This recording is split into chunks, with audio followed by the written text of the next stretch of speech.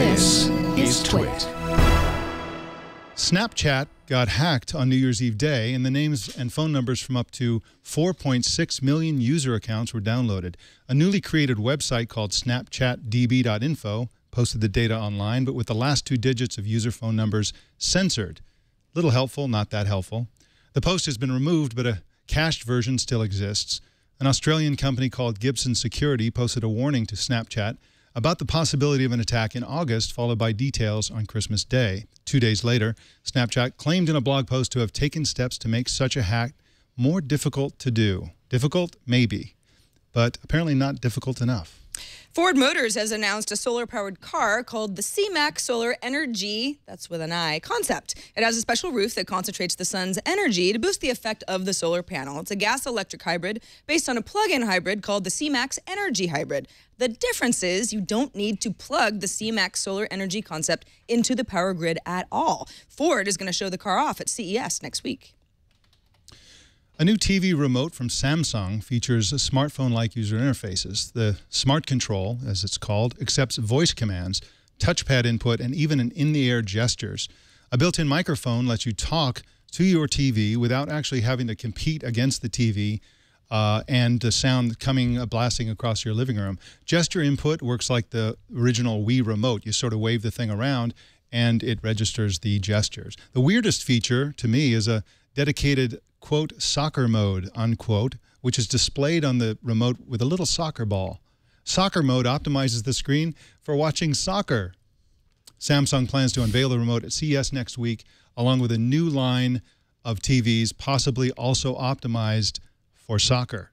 Google wants to turn your conversations into comic strips. At least that's what a newly granted patent is suggesting. The company's idea is to automatically or manually capture a back-and-forth conversation and then insert that dialogue into a comic strip that can be shared using social media or email or instant messaging, not unlike the social app Bitstrips. But Google's patents would let users extend editing permissions so a social conversation could continue as an ever-expanding comic. Google is helping the world's largest democracy get out the vote. Over the next few months leading up to the general election in India, Google will help India's, wait for it, 725 million potential voters, including nearly 150 million first-time voters, look up their registration status and find out where their local polling stations are.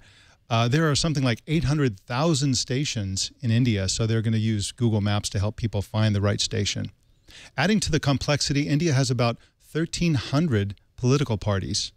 Google offers these kind of services free of charge, and they do it in something like 100 countries, but the scale of India's elections dwarfs all the others. Tech chipster EvLeaks tweeted this morning what he claims is a picture of LG's upcoming WebOS-powered smart TV, which is expected to be announced at CES next week.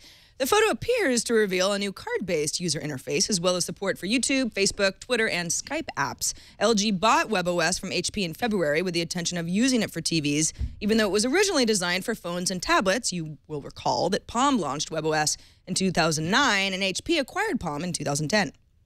If that picture is real, I definitely want one. That looked pretty great. The new site, The Information, reports that Sony and ZTE, the Chinese handset manufacturer, may soon launch Windows Phone handsets. The report is based on 2 anonymous sources and says that if Microsoft is slashing prices to convince the Japanese and Chinese phone makers to jump on board, while ZTE is not a well-known brand in the United States, the company is planning to expand aggressively in key markets around the world, including the United States. They hope to become the #3 handset maker sometime in the next few years.